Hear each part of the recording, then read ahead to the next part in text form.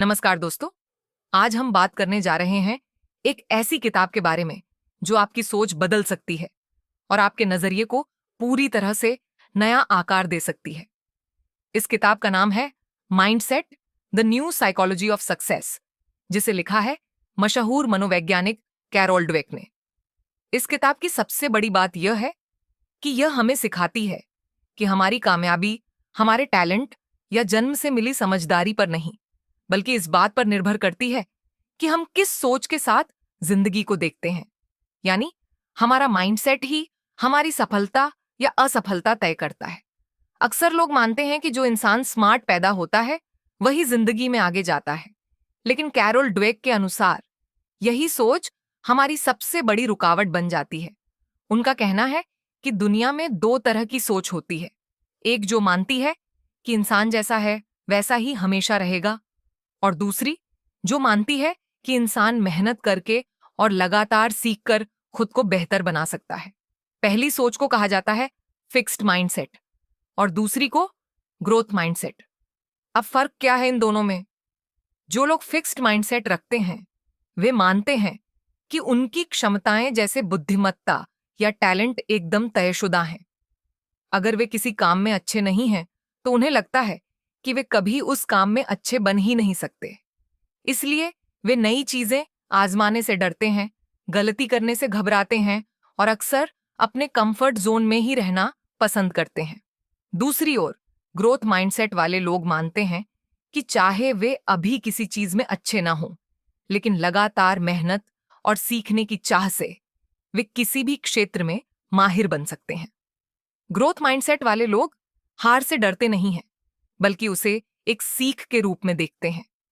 उन्हें यह समझ होता है कि जब भी वे असफल होते हैं तो यह जानने का अवसर मिलता है कि कहाँ सुधार की जरूरत है और अगली बार क्या बेहतर किया जा सकता है।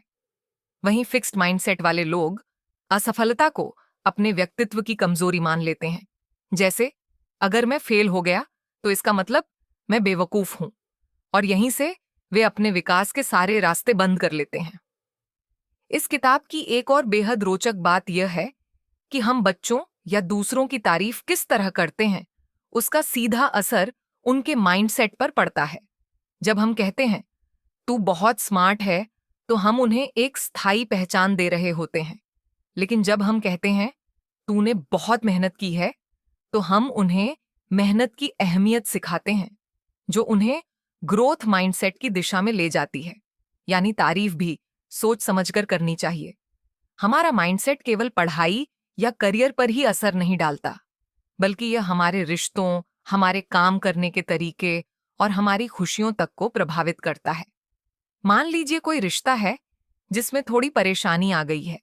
फिक्स्ड माइंडसेट वाला इंसान कहेगा हम तो एक दूसरे के लिए बने ही नहीं थे, लेकिन ग्रोथ माइंडसेट वाला सोचता है चलो मिलकर समझते हैं और इस रिश्ते को बेहतर बनाते हैं।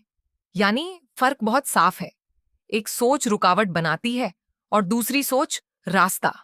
बिजनेस की दुनिया में भी माइंडसेट का बहुत बड़ा योगदान है। बड़ी कंपनियों के लीडर्स जैसे कि माइक्रोसॉफ्ट के सत्या नडेला ने भी ग्रोथ माइंडसेट को अपनी टीम और कंपनी की संस्कृति का हिस्सा बनाया है। उन्होंने ऐसा माहौल बनाया जहां गलती करना मना नहीं है, बल्कि उसे एक सीख के रूप में देखा जाता है, क्योंकि वही गलती आगे चलकर लोगों को सुधारने और ग्रो करने में मदद करती है। यही वजह है कि माइक्रोसॉफ्ट जैसे संगठन रोज नए नए आइडियाज के साथ आगे बढ़ रहे हैं। अब सवाल उठता है कि अगर हमारा माइंडसेट अभी फिक्स्ड है तो क्या हम उसे बदल सकते हैं? जवाब है बिल्कुल हाँ। माइंडसेट भी किसी मांसपेशी की तरह होता है। इसे समय और अभ्यास देकर बदला जा सकता है। जब भी लगे कि किसी काम में आप अच्छे नहीं हैं या डर लग रहा है तो खुद से बस एक बात कहिए, अभी नहीं आता लेकिन मैं सीख सकता हूं। यही सोच धीरे धीरे आपको और मजबूत बनाएगी। अब बात करते हैं तुलना की। हम अक्सर खुद की तुलना दूसरों से करते हैं। वो मुझसे बेहतर है, वो ज्यादा जल्दी सीख गया, वो आगे निकल गया। लेकिन कैरोल डवेक कहती हैं कि असली तुलना खुद से होनी चाहिए। क्या मैं कल से बेहतर हूं? ग्रोथ माइंडसेट का मतलब है हर दिन खुद को थोड़ा और बेहतर बनाना, हर दिन 1% इंप्रूवमेंट करना। इससे न डर पैदा होता है न जलन, सिर्फ विकास। एक और जरूरी बात यह है कि हम खुद से कैसे बातें करते हैं, यानी सेल्फ टॉक, उसका असर हमारे माइंडसेट पर बहुत गहरा होता है। अगर आप बार बार खुद से कहेंगे मुझसे नहीं होगा, तो दिमाग भी वही मानने लगेगा। लेकिन अगर आप खुद से कहें मैं कोशिश करूंगा, सीखूंगा और आगे बढ़ूंगा, तो दिमाग उसी दिशा में काम करना शुरू कर देगा। यानी जो बातें हम अपने आप से करते हैं वही हमारी हकीकत बनती जाती है। चलिए अब एक प्रेरणादायक उदाहरण लेते हैं, माइकल जॉर्डन का। उन्हें उनके स्कूल की बास्केटबॉल टीम से बाहर कर दिया गया था। अगर वे फिक्स्ड माइंडसेट में होते तो सोचते शायद मैं इस खेल के लिए बना ही नहीं हूं। लेकिन उन्होंने ग्रोथ माइंडसेट अपनाया, दिन रात मेहनत की, खुद को सुधारा, सीखा और आज वे दुनिया के सबसे महान खिलाड़ियों में गिने जाते हैं।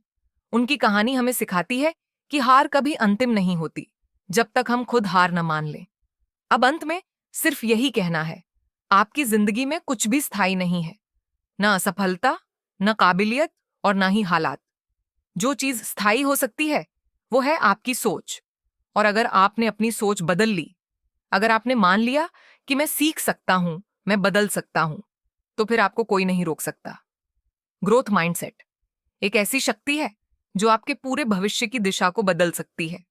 तो चलिए आज से एक वादा करते हैं, हार से डरना नहीं है, सीखना कभी बंद नहीं करना है और हर दिन खुद को पहले से थोड़ा और बेहतर बनाना है।